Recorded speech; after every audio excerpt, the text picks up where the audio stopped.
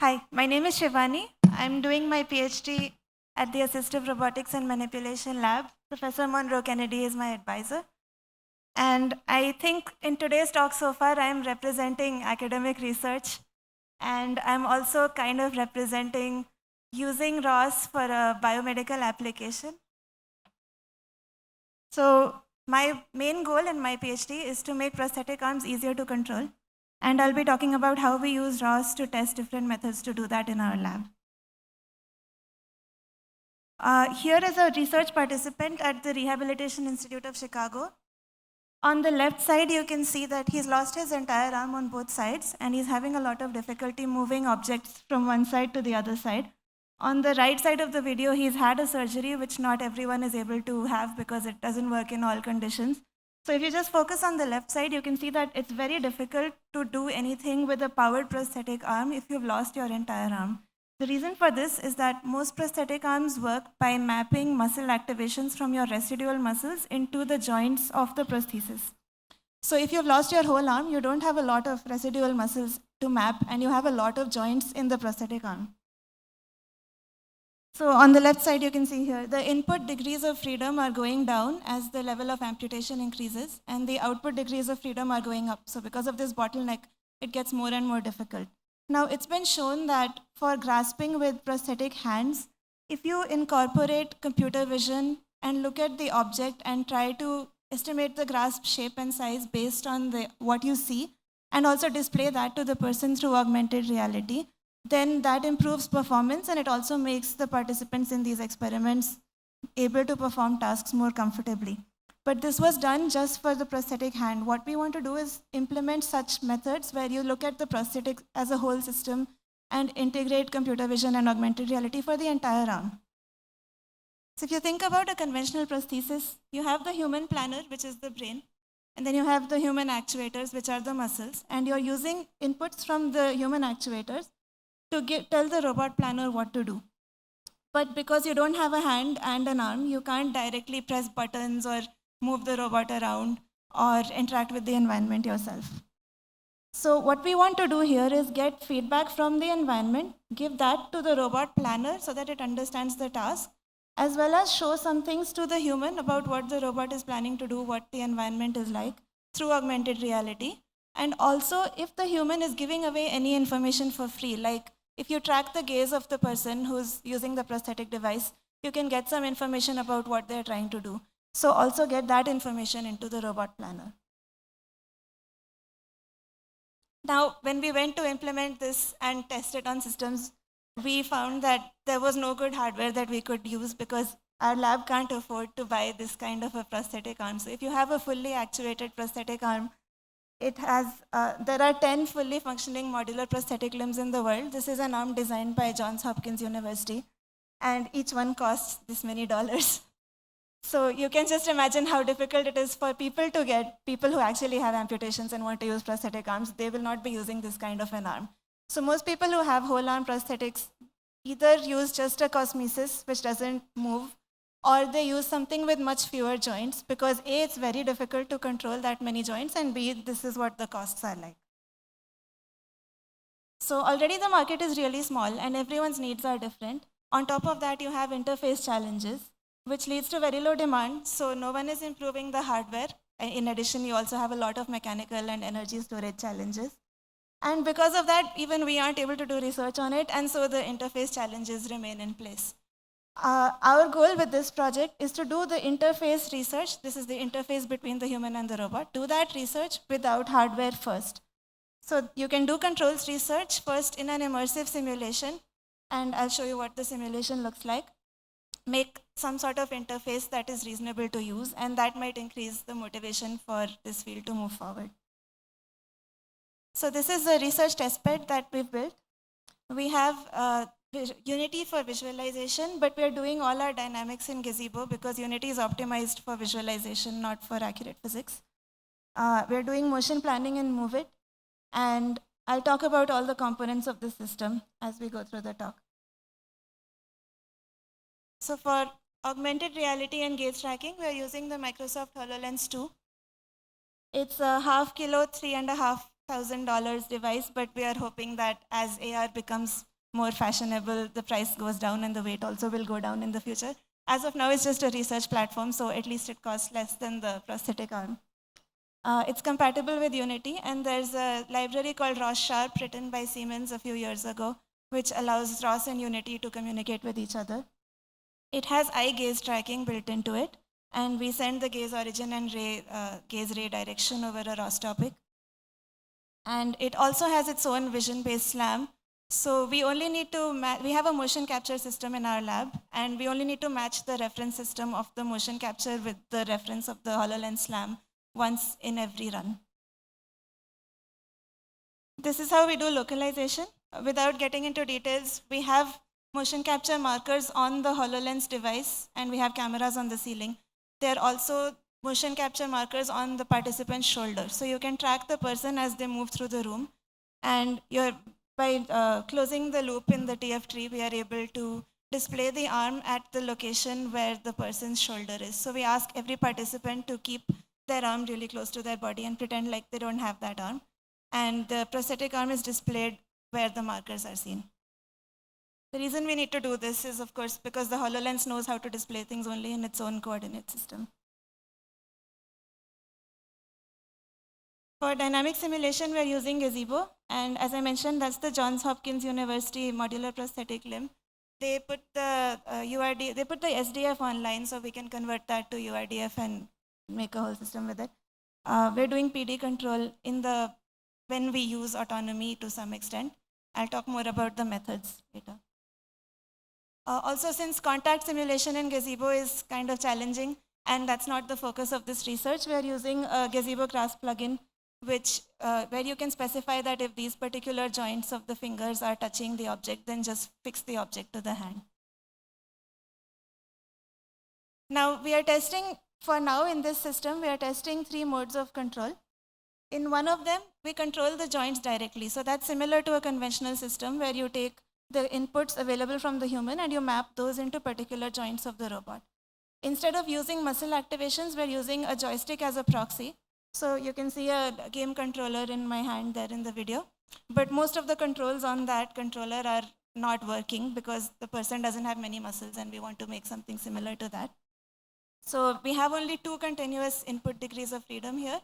And we are mapping those to 2 joints at a time. So the arm has 27 degrees of freedom, 20 in the hand, and that we're just treating as open close. So we've made that one DOF. And for the other 7 in the arm, we're doing 2 at a time. So in this method, there are 3 modes: shoulder, elbow, and wrist.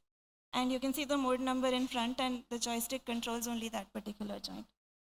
To open and close the hand, we use button presses. So in an actual system with muscle activations, this would be, you would have to teach the person to do something specific, like contract both these muscles at the same time, this will close your hand, or contract those 2 muscles at the same time, you'll switch to some other mode, which for now we are just putting in the joystick.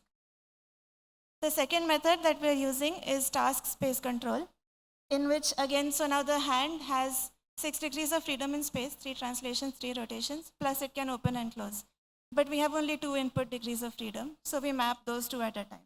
So in mode 1, it can translate in the horizontal plane. In mode 2, it can translate and rotate about the vertical axis. And in mode 3, it can rotate about horizontal axis.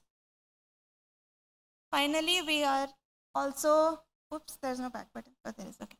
Finally, we are also implementing a method where it's partially autonomous.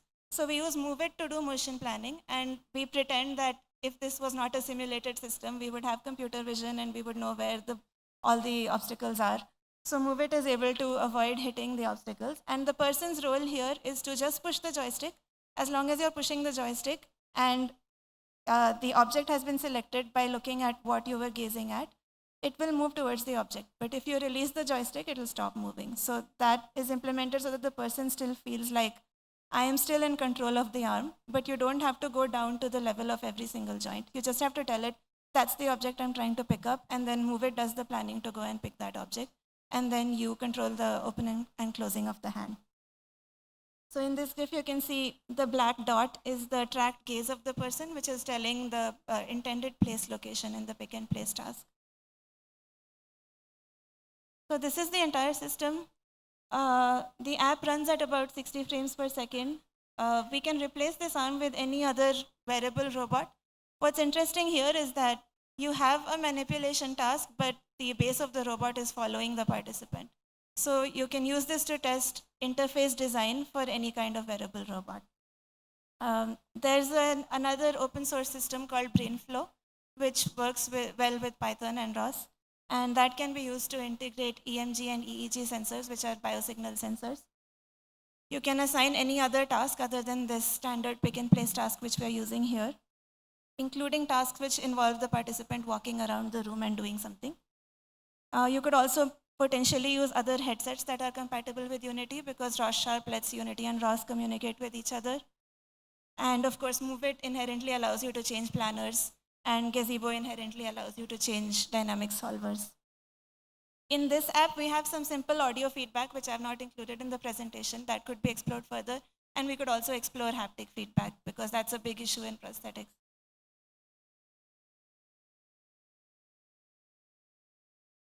So this is the experiment that I've just performed before coming to the conference. Without getting into detail, the three methods that I described are A, B, C, and then D is a modified version of method C, in which the gaze-based selection is biased based on knowing which color block the participant wants to pick up next. So we're comparing performance and comfort in these four methods.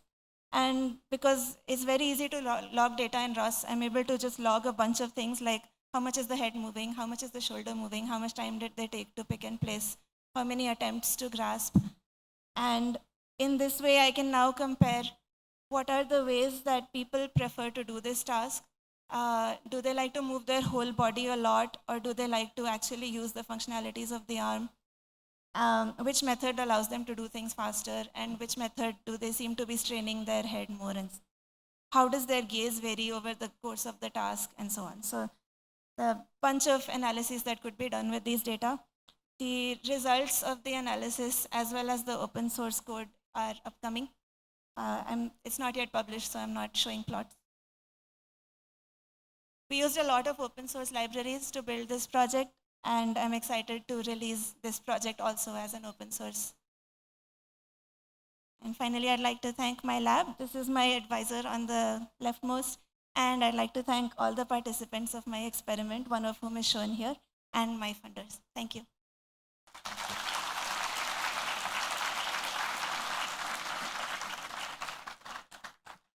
Do we have time for questions?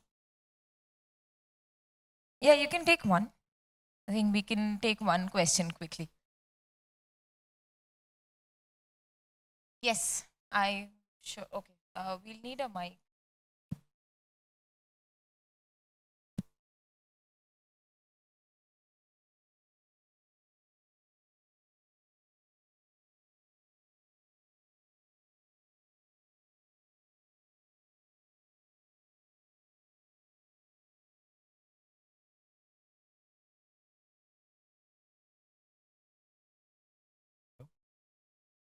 Can you hear me?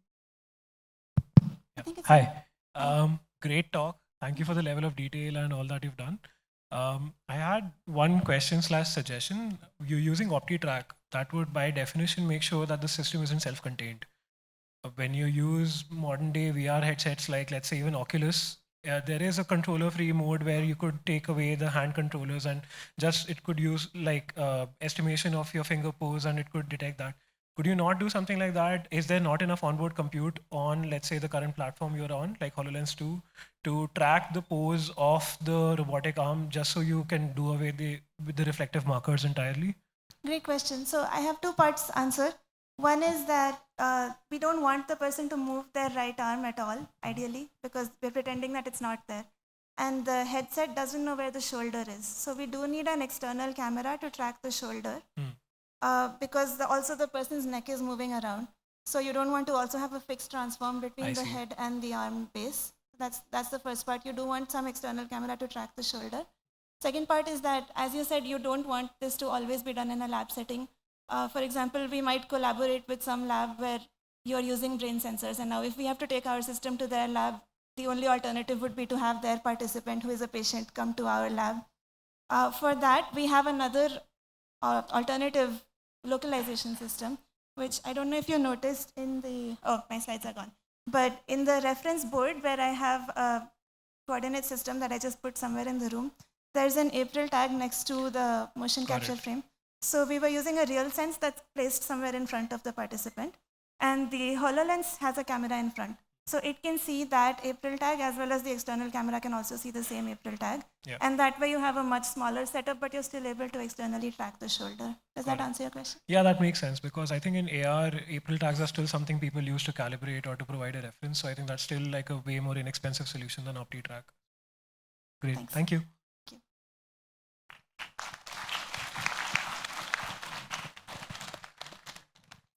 For any more questions, folks, you know where to find Shivani.